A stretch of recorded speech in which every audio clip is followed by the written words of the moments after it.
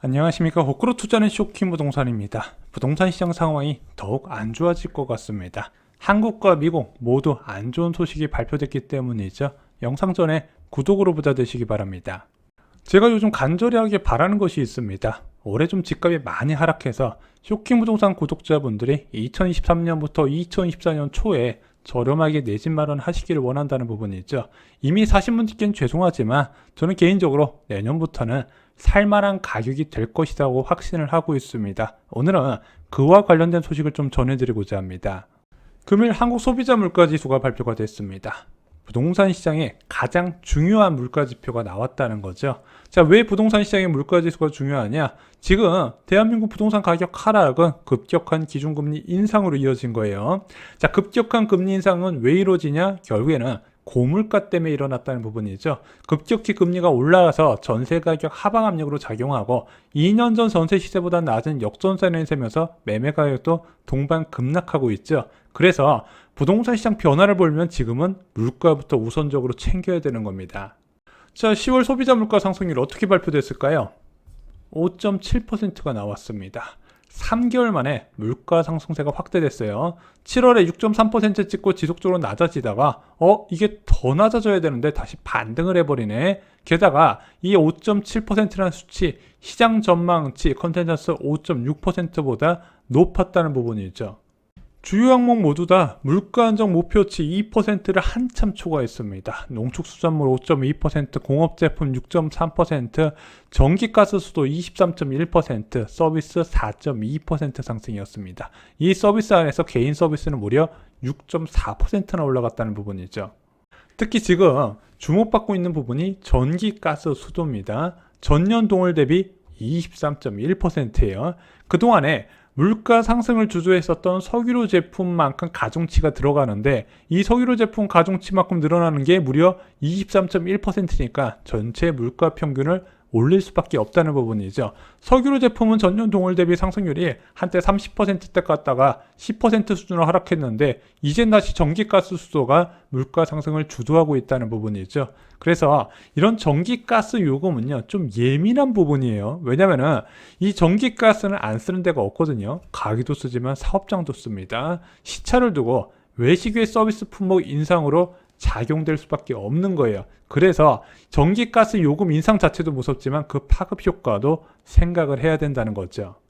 특히 이번에 또 문제가 된 것은 바로 근원물가였습니다. 식료품 및 에너지 제외지수죠. 자, 이 근원물가 13년 8개월 만에 최대폭으로 상승했습니다. 이 근원물가요, 통화당국에서 굉장히 관심있게 보는 지표 중 하나거든요. 왜냐하면 물가 상승 기조가 견조하게 이어지고 있다는 것을 뜻해요. 근원물가가 올라가고 있다는 거는. 근데 아까 헤드라인 CPI 같은 경우는요, 그래도 3개월 전에 한번 고점 찍고 내려오는 흐름을 보였지만 근원 인플레이션은 계속 올라가고 있거든요.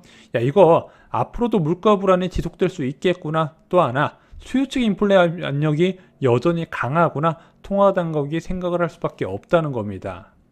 문제는 공공서비스 요금 인상은 이제 시작이라는 겁니다. 지금 전기값 추가 인상 이야기가 계속 나와요. 왜냐하면 전력 도면가가 계속 올라가고 있기 때문이죠. 게다가 가스공사 미수금이 10조 원에 육박하네. 적자 금액을 여기는 미수금으로 처리를 하더라고요. 그러다 보니까 야, 이거 10월에 요금 올렸는데 더 올려야 된다. 왜냐면 이것을 안 올리면은 얘네가 자금 시장 전체를 교란해 버리기 때문에 빨리 올려야 된다. 안 그러면은 회사채 시장 다 죽고 기업들 연쇄 부도난다. 이런 이야기가 나오고 있죠. 그러면은 공공 서비스 인상에 따른 물가 불안은 당분간 확대될 것이다. 예상이 가능한 겁니다.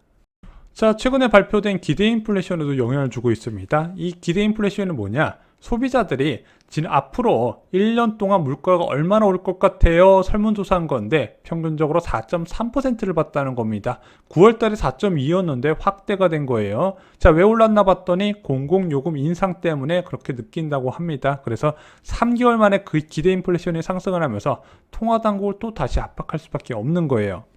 자, 물가 안정을 기대할 수 있는 시기가 언제일까요? 일단 물가가 안정되어야 부동산 시장도 하락을 좀 멈출 수 있거든요. 일단 물가 안정, 물가 전망을 하기 위해서는 두 가지를 보라고 말씀드렸어요. 국제유가와 환율입니다. 일단은 국제유가부터 볼게요. 이 국제유가가 전년 동월 대비 두 자릿수 마이너스에 들어가고 일단 환율도 좀 안정된 흐름으로 들어가야 돼요. 지금 1,400원대가 되다 보니까 모든 수입 물가를 다 올려버렸어요. 국제유가 오를 때면 국제유가만 올라가서 그 파급 효과를 우려야 되지만 환율이 이런 식으로 불안해버리면 전체 수입 물가를 다 자극시켜버리거든요. 그래서 지금 이번에 나온 소비자 물가 지수 보면은요, 경유나 등유 같은 석유류 제품 인상 부분이 두 자릿수예요. 하지만 이것이 마이너스 두 자릿수로 들어갈 때까지 기다려야 된다. 그때는 물가 안정을 서서히 기대할 수 있다는 거죠. 쇼킹부동산에서는 내년 3월부터라고 말씀을 드렸습니다. 왜냐면은 2022년 3월에 우크라이나 사태 때문에 WTI 기준으로 110불을 넘었었어요. 그러면은 지금 국제유가만 유지된다 하더라도 내년 3월 정도 되면은 마이너스세를 기대할 수 있다는 거예요. 미국에서도요, 중요한 지표가 발표가 됐습니다. 바로 미국 9월 구인 건수가 1,072만 건이 등록된 거예요. 전월에 1,028만 건, 예상치 985만 건을 가볍게 상회를 했다는 부분이죠. 해고는 대폭 감소했습니다. 전월에 130만 건이었는데 16만 2천 건으로 감소했다는 부분이에요.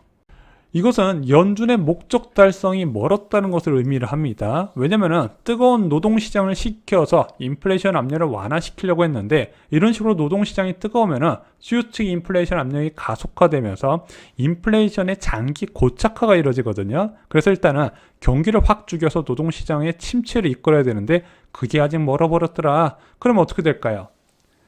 현재 이제 시장 컨센서스가 12월 FOMC에서 자이언트 스텝이 아니라 50bp만 금리를 올린다는 연준의 비공식 대변인 기자의 발언이 지금 컨센서스로 굳혀져 있었는데 그럼 이건 안 바뀌더라도 내년에 기준금리를 조금씩 계속 올릴 수도 있겠구나, 이렇게 상황을 다르게 해석할 수 있다는 거죠.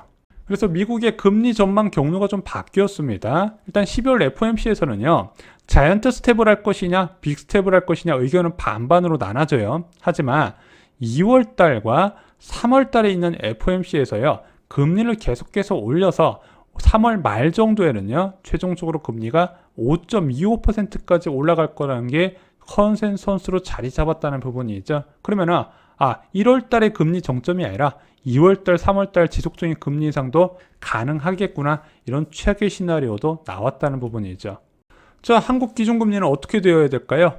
바뀐 금리 전망에 따라서 예측을 해보면요, 일단 올해 한국은, 대한민국은 금통위가 11월 24일 날 있습니다. 그리고 내년 금통위 일정도 나왔는데 1월 13일 그리고 2월 23일 날 있죠. 자, 현재 대한민국 기준금리는 3.0%입니다. 10월 12일 날 올렸죠. 연말에 미국 예상금리가 4.5% 이상입니다. 빅스텝하면 4.5%, 자이언트 스텝하면 4.75%죠. 그럼 대한민국에서 11월 24일 날 금리를 어느 정도 올려야 될까요? 딱 봐도 빅스텝은 해야 되겠다, 이렇게 보여지는 부분이죠. 더불어서 내년 미국에서 금리를 더 올려서 5.25%까지 맞추면은 내년 1월 13일 그리고 2월 23일도 추가 인상 가능성이 충분히 있다는 것을 알 수가 있는 겁니다. 자, 1년 중 부동산 시장이 가장 취약하다는 겨울방학이 오고 있습니다. 왜 이때가 취약할까요? 이때는요, 입주 물량이 몰려 있어요. 그래서 신도시 같은데 공공택지에서 아파트 입주 대부분 겨울 때 진행을 합니다. 그래야 분양이 잘 되니까. 왜냐면은 자녀 학기 중간에 이동하는 거에 대해서 좀 학부모들 입장에서는 거부감을 나타내거든요. 근데 만약에 자녀가 학기가 끝나는 시점에 분양을 하면 이동이 어느 정도 자유롭게, 그게 청약 경쟁률로 이어지기 때문이죠.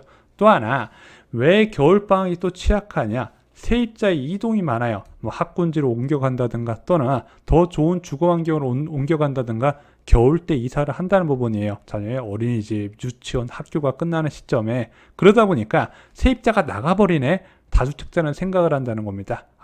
지금 이익을 실현할 수 있는 기회다. 그래서 전세 매물도 증가하고요, 매매 매물도 증가하는 시기가 바로 겨울방학이에요. 근데 이런 취약한 시기에 역전세란 발생 가능성이 굉장히 높죠. 왜냐하면 2021년 1월, 2월은요, 기준금리가 0.5%인데 2023년 1월, 2월은 기준금리가 3.5% 이상일 가능성이 많다는 거예요. 이거는 역전세란이 안 일어날 수가 없는 겁니다. 문제는 이런 식으로 역전세란에 와서 시장이 대혼란에 빠졌는데 이 시기에 금리 인상을 추가로 해버리네. 안 그래도 지금 금리 높아서 미치겠는데 금리가 더 높게 올라갈 거란 공포가 싹 트면 어떻게 되겠습니까? 누군가한테는 분명히 불행이겠죠. 하지만 준비한 분들께는 행운일 거라고 말씀을 드립니다. 자, 2023년부터 2024년 초 최악의 부동산 폭락에 대비하시기 바랍니다. 어떻게 대비하나요? 쇼킹 부동산 서점 역전세 자란에 모든 것이 다 포함되어 있습니다. 이상으로 영상 마치겠습니다. 좋아요, 구독, 공유 꼭 부탁드립니다. 감사합니다.